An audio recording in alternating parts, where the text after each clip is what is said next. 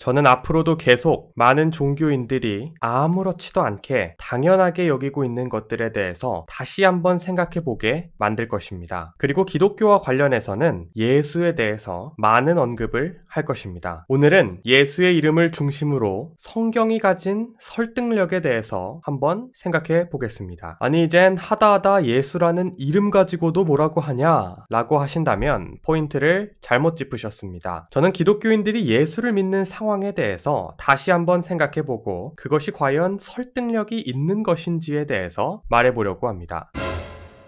예수라는 이름은 본래 예슈아 또는 예호슈아라는 흔한 유대인 이름이었습니다. 한국에서 예수라고 부른 것은 선교 활동을 했던 사제들이 사용한 라틴어 성경의 예수스에서 유래했을 가능성이 높습니다. 이름의 뜻은 하느님은 구원해 주신다 입니다. 그렇다면 만약에 예수가 한국에서 태어났다고 가정하고 한국식 이름을 붙여보겠습니다. 만 백성을 지켜주시는 분이라는 뜻을 가진 만수라고 칭하겠습니다. 성은 예수가 나사렛 예수라는 별명을 가지고 있었으니까 나주 나시를 써서 나시로 하겠습니다. 나만수시로 하겠습니다. 그리고 기독교인들은 보통 예수 그리스도라고 말을 하죠. 그리스도라는 단어는 메시아라는 히브리어의 그리스어 번역인데 뜻은 기름 부음을 받은 자입니다. 그러면 이제 예수 그리스도라는 단어를 한국어 패치를 한다면 기름 부음을 받은 나만수 정도가 되겠습니다. 그러니까 이제 길에서 예수 그리스도 믿고 구원받으세요 라고 말씀하시는 우리 기독교인 분들은 기름 부음을 받은 나만수 씨 믿고 구원받으세요 라고 말하는 것과 같은 겁니다. 이해가 가실까요? 그러면 이제 무교이신 분들이나 저 같은 무신론자들은 납득이 안 됩니다. 아니 나만수 씨를 믿으면 구원을 받는다고? 그게 말이 되나? 싶은 거죠.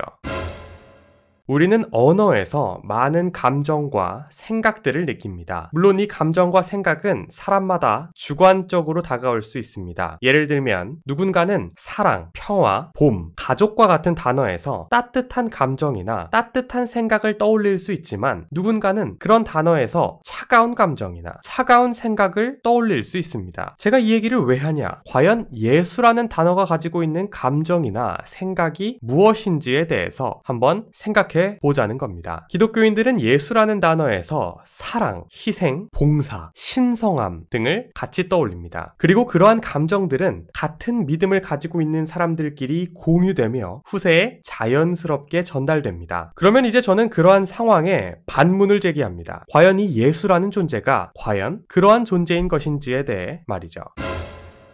태초에 전지전능한 나만수 씨가 도대체 왜 이렇게 크게 만들었는지 모를 우주를 만들고 우주에 비하면 먼지 중에서도 먼지만한 지구를 만들고 인간을 만들고 전지전능하지만 자신이 만든 인간이 잘못을 저지를지 말지는 잘 몰라서 인간이 사는 곳에 특별한 열매를 하나 놓았습니다. 인간이 그것을 먹자 자신을 평소에는 용서의 나만수 혹은 사랑의 나만수라고 생각하는 나만수 씨는 분노하여 인간에게 죽음이라는 벌을 내립니다. 근데 다시 한번 생각해보니 자신이 좀 너무한 것 같았는지 인간들이 죄를 용서받을 수 있는 방법을 하나 생각해냅니다. 그게 도대체 뭐냐? 자신이 인간의 몸으로 내려가서 한 30년 정도 살다가 모든 인간들을 위해서 죽는 퍼포먼스를 하는 겁니다. 그러면 본인이 태초에 만든 인간들이 열매를 먹었던 분노가 가라앉을 것 같답니다. 역시 세상에 공짜는 없습니다. 그래서 태초에 만든 인간놈이 열매를 먹어서 자기가 선물한 죽음이라는 것을 하늘에서 실컷 보다가 한 4000년쯤 지나자 재미가 없었는지 하늘에서 땅으로 인간의 몸을 하고 나타납니다. 사실 자신이 인간의 몸으로 내려온 상황 자체가 자신이 인간들에게 자유의지를 줬다는 설정을 파괴하는 것이라는 의문점을 만들 것이 뻔하지만 이미 인간의 몸으로 내려오기 전에도 하늘에서 자신이 만든 인간들과 직접 대화도 하면서 자유의지를 파괴한 경험이 한두 번이 아니기 때문에 패스하도록 하고 어쨌든 나만수라는 이름으로 내려옵니다. 한 30살쯤 됐을 때 임요한이라는 인간에게 침례를 받았는데 그냥 침례를 받으면 좀 심심하니 하늘에 있는 나만수 씨가 비둘기 한 마리를 보내면서 한마디를 합니다. 이는 내 사랑하는 아들이요 내 기뻐하는 자이다. 이후 땅의 나만수 씨는 자신의 제자들과 지방의 큰 잔치에 참석해서 인간의 자유의지를 보란듯이 파괴해버리는 기적을 시전하시는데 하는데 물을 포도주로 바꿔버립니다. 또 하루는 12살 된 여자아이의 병을 고치러 가는 와중에 12년 동안 혈루증을 앓던 한 여인이 남한수 씨의 옷을 만지자 병이 나았습니다. 미라클! 근데 알고 보면 이 혈루증을 만든 것도 남한수 씨입니다. 지적 설계죠. 근데 오는 와중에 여자아이가 죽었다는 소식을 들은 남한수 씨는 멋진 멘트를 하나 날립니다. 이 아이는 죽은 것이 아니라 자고 있습니다.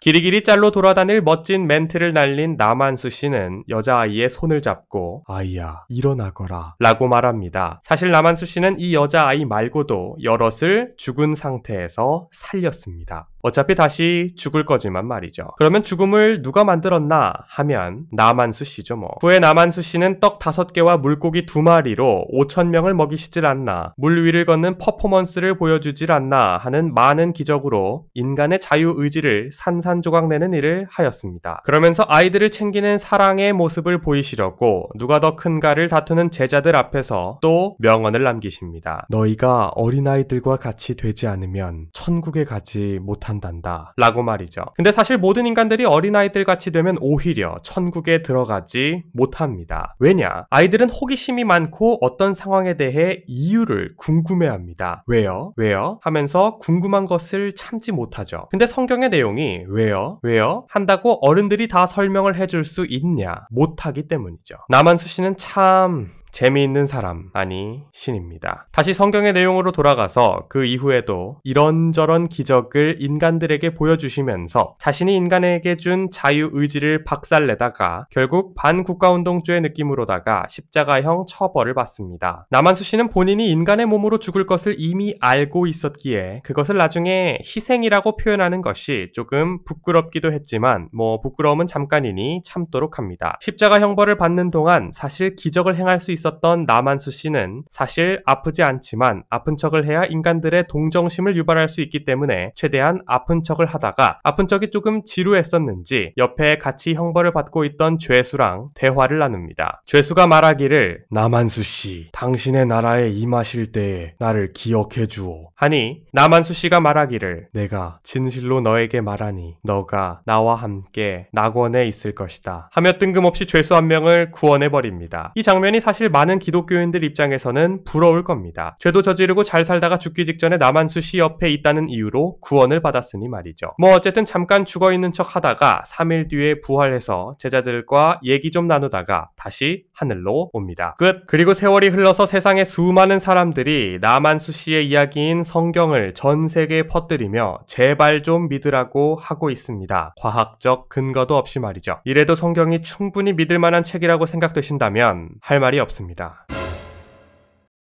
솔직하고 촌철살인 같은 평론으로 영화를 사랑하는 많은 사람들로부터 큰 관심을 받고 계시는 박평식 영화평론가님께서 만약 성경의 이야기를 평가한다면 어떤 평가를 내리실지 한번 제 주관적인 생각으로 상상해보면서 영상 마치겠습니다. 스토리 빵점, 개연성 빵점, 설득력 빵점, 재미 빵점, 감동 빵점. 만수야, 너는 영화 만들지 마라. 구독 부탁드리겠습니다. 감사합니다.